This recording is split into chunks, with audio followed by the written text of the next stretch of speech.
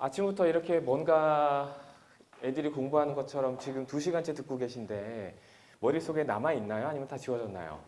뭔가 좋은 느낌은 있고 아마 이 내용을 집으로 돌아가셔서 주변 친구들과 아니면은 자녀분들께 전달을 해드릴 거면은 1분 안에 본 내용들을 다 요약하지 않을까. 그쵸? 아이들이 공부하는 것도 다 똑같습니다. 학교에서 선생님들께 여러 가지 내용들을 배우기는 하지만 실제로 집에 돌아가면 남는 게 별로 없어요. 그래서 공부는 복습이 정말 중요하죠.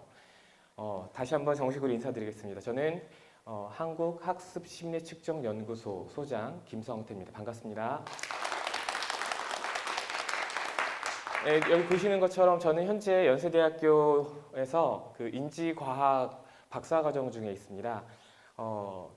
제가 보기보다는 나이가 굉장히 많아서 학원에서 이제 32살 정도에 대치동에서 수학학원을 열었습니다. 그래서 아이들을 이렇게 가르치다가 보니까 중간에 아이들이 수학 공부를 제가 예전에 공부했던 거랑 다르게 하더라고요. 그래서 야, 이건 좀 문제가 있다 싶어서 아이들에게 수학 공부하는 방법을 알려줘야겠다라고 싶어서 그런 내용을 가지고 저희 학원에 있는 아이들 대상으로 수학 공부하는 방법을 특강으로 만들었어요. 뭐 방학 들어갈 때 이럴 때.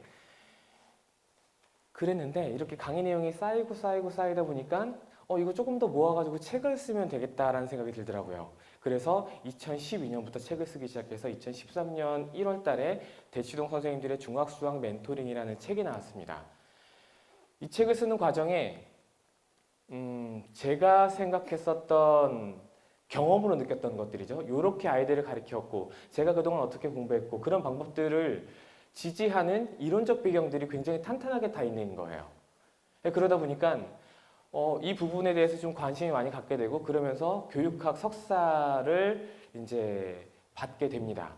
그러다 보니까 공부가 더 하고 싶어서 지금 박사과정을 밟고 있는데 아마 학원 강사와 원장 생활을 10년 정도 한 사람이 공부라는 거에 대해서 이론적으로 박사과정까지 밟고 있는 사람은 우리나라에서도 굉장히 극히 드물지 않을까.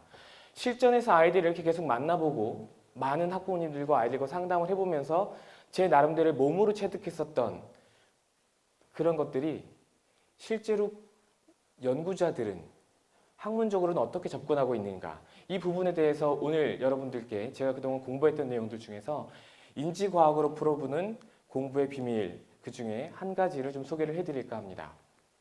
오늘 제가 준비한 내용은 보시는 것처럼 인지과학으로 푸는 공부의 비밀이에요. 여러분들 인지과학이 뭔지 아세요?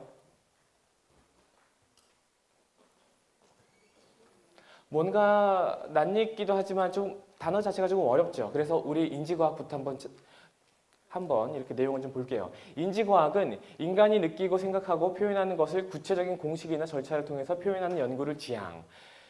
사실은 인지과학 내용을 풀어줬지만 들어도 잘 무슨 말인지 모르겠어요. 그렇죠? 항상 사전적인 정의는 우리에게 와닿지 않습니다. 좀 더 쉬운 말로 바꿔보도록 하겠습니다. 인지과학은 지식이 인간의 기억 내부에서 어떻게 구조화되어 표현하는가. 물론 약간 더 어렵긴 하지만 쉽게 정리하면 아이들이 공부를 할 때 새로운 지식을 배우겠죠. 그 지식이 머릿속에 어떻게 들어오는지 그래서 그게 머릿속에 어떻게 저장이 된 다음에 나중에 시험 볼 때 어떤 과정에 있어서 그거를 틀림없이 꺼내서 답을 적어내는지를 연구하는 게 인지과학이에요.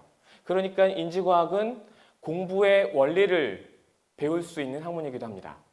그러니까 오늘 제가 여러분들께 드리는 이야기는 다분히 제 개인적인 어떤 경험담 혹은 책에만 나와 있는 내용이 아니라 실제로 대치동에서 아이들을 가르쳤던 그 경험과 그리고 지금 공부하고 있는 내용들이 잘 만나서 실제로 우리 아이들이 앞으로 어떻게 공부를 해야 되는지에 대한 방법을 지금부터 좀 설명을 해드릴 거예요. 사실 제가 제일 좋아하는 정의는 이겁니다. 인지과학은 사람의 마음을 연구하는 학문이다. 굉장히 아름답죠? 제가 좀 변태인가요? 네. 오늘 내용을 좀 설명을 드리기 전에 꼭 한 가지 개념 구분은 하고 싶었습니다. 러닝과 퍼포먼스. 저처럼 영어 울렁증이 있으신 분들은 보시자마자 좀 답답하시겠지만 위에 이것만 보시면 돼요. 러닝, 퍼포먼스. 러닝은 학습입니다. 그렇죠? 러닝은 학습이에요. 퍼포먼스는 뭐죠? 실제로 우리는 이 단어를 굉장히 많이 씁니다. 그리고 의외로 번역을 안 한 상태에서 퍼포먼스라는 그 용어 그대로 씁니다. 학교에서 퍼포먼스는 수행이죠. 수행은 뭔가를 잘하는 거예요. 그렇죠? 자, 여기서 중요한데 예를 들어서 오늘 어떤 아이들이 인수분해 공식을 5개를 외웠다고 가정을 해볼게요.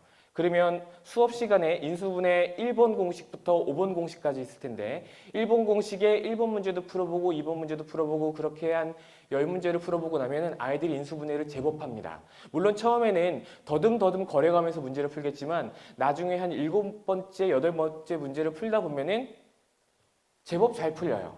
그렇죠? 아이들은 퍼포먼스가 나오고 있어요. 그런데 그 다음 시간에 가서 이걸 아이들께 이렇게 테스트를 해보잖아요.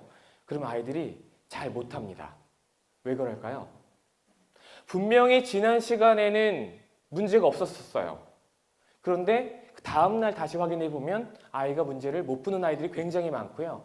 대부분의 아이들이 특정한 공식에서 똑같은 실수를 반복적으로 이렇게 합니다.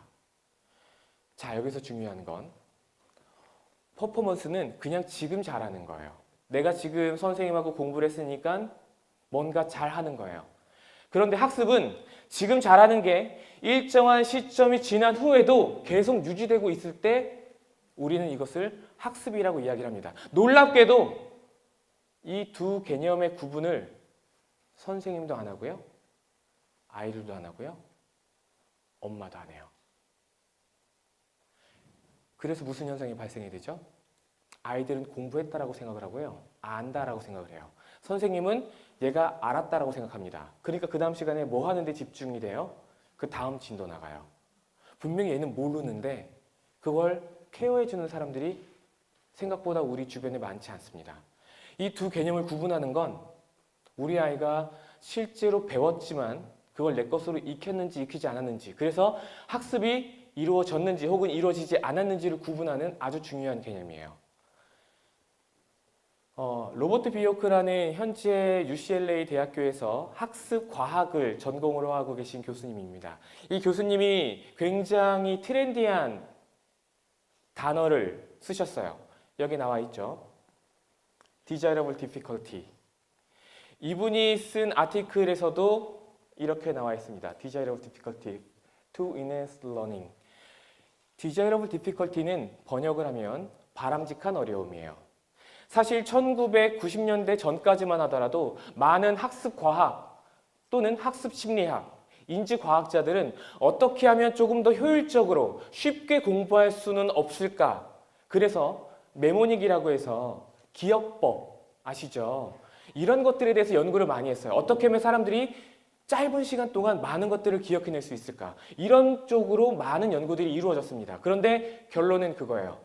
쉬운 방법을 만들어서 아이들에게 공부를 쉽게 하게 했더니 쉽게 잊혀지더라. 그래서 결국에는 공부는 적당히 어렵게 하는 게 좋다. 쉽게 공부하면 쉽게 잊혀지고 적당히 어렵게 공부하면 잊혀지는 것도 그만큼 어려워진다.